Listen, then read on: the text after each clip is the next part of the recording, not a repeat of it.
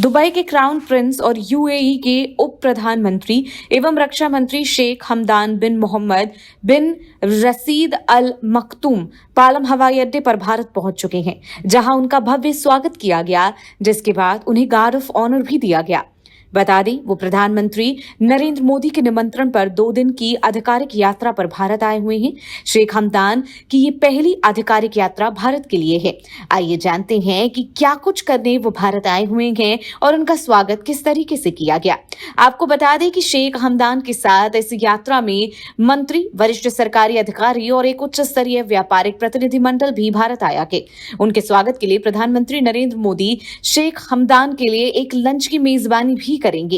इसके साथ ही crown Prince Bharat के विदेश मंत्री एस जयशंकर और रक्षा मंत्री राजनाथ सिंह के साथ बैठक भी करेंगे। इन बैठकों में भारत और यूएई के बीच सहयोग को और मजबूत करने की चर्चा होगी। लेकिन सबसे पहले तस्वीरों के जरिए आपको दिखाते हैं कि किस तरीके से जैसे ही वो अपने विमान से उतरे, उसके तुरंत बाद से ही वहां मौजूद अधिकारियों से पहले उनकी मुलाकात कराई गई और उसके बाद जैसे ही वो आगे बढ़े, वहां पर भारत की एक कल्चरल सौंदर्य का एक जो यहाँ पर प्रारूप है वो उनके सामने रखा गया।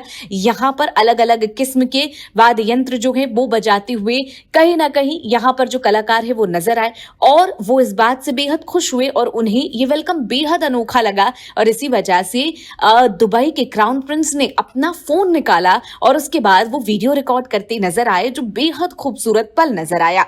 साथ ही आपको बता दें कि यहाँ पर वो नरेंद्र मोदी के एक खास निमंत्रण पर सीधे यहाँ आए हैं। ये उनकी पहली यात्रा है। जैसा हमने आपको बताया कि भारत और यूएई के बीच सहयोग को और मजबूत करने पर तमाम चर्चाएं होंगी, लेकिन उसके पहले जब वो यहाँ पहुंचे तो उनका भव्य स्वागत किया गया। जैसे भारत हमेशा अपने मेहमानों का पुरजोर तरीके से बेहद खूबसूरती से स्वागत करता है। इसके बाद आपको बता दें कि शेख हमदान दिल्ली से मुंबई भी जाएंगे, जहां पर वो दोनों देशों के प्रमुख व्यापारिक नेताओं के साथ बिजनेस राउंड टेबल में हिस्सा भी लेंगे।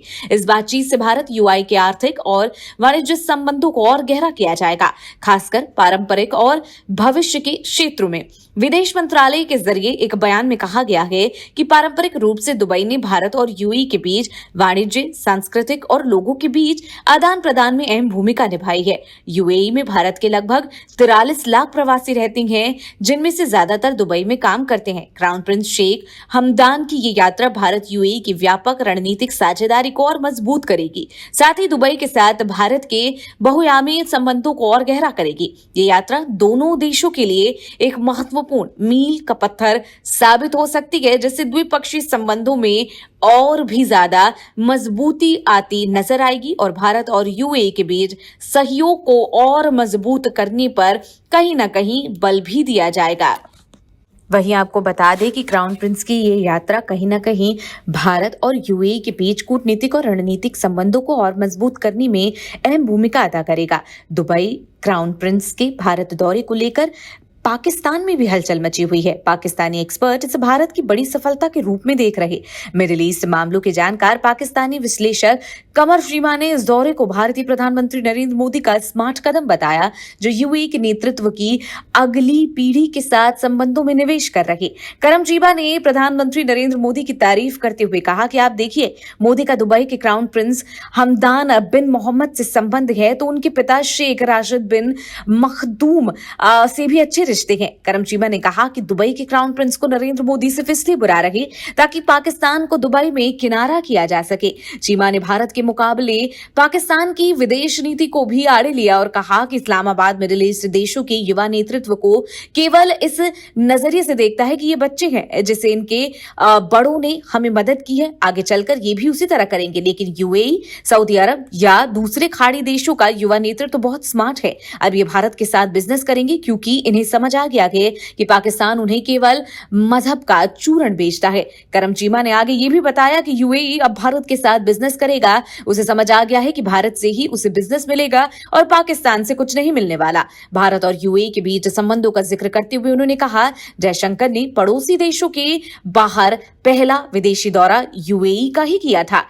पाकिस्तान किस तरीके से यूएई में पिछड़ रहा है, इस बारे में बताते हुए चीमा ने कहा 2015 से नरेंद्र मोदी कितनी बार यूएई जा चुके हैं। यूएई ने अपने देश में हिंदू मंदिर बनाने की अनुमति दी, जिसका नरेंद्र मोदी ने खुद उद्घाटन किया, जबकि पाकिस्तानी विरोध करते ही रह गए। उन्होंने कहा पाकिस्तानी हर बात पर यूएई की बुराई करते हैं और अब वो हमें महत्व ही देना बंद कर चुके हैं। तो बात देखिए कि किस तरीके से यूएई के क्राउन प्रिंस यहां पर आए और उसके बाद से ही पाकिस्तान और आसपास की कंट्रीज में हलचल मचना शुरू हो गया। तो क्राउन प्रिंस के भारत आने का महत्व कितना ज्यादा है, ये इसी बात से समझा जा सकता है। हालांकि अब उनका स्वागत भारत में कर दिया गया है और उसके बाद कई सारी चीजों को लेकर वो लगातार यहां पर बातचीत करेंगे। उनके स्वागत में प्रधानमंत्री मोदी मंगलवार को आज यानी कि शेख हमदान के लिए लंच की मेजबानी भी करेंगे। क्राउन प्रिंस भारत के विदेश मंत्री एस जयशंकर, रक्षा मंत्री राजनाथ सिंह के साथ बैठक भी करेंगे। इसके बाद प्रिंस दिल्ली के बाद मुंबई जाएंगे और दोनों देशों के प्रमुख व्यापारिक नेताओं के साथ एक बिजनेस राउंड टेबल में हिस्सा भी लेंगे। इस बातचीत से पारंपरिक और भविष्य के क्षेत्रों में भारत यूएई आर्थिक और वाणिज्य सहयोग मजबूत करेगा।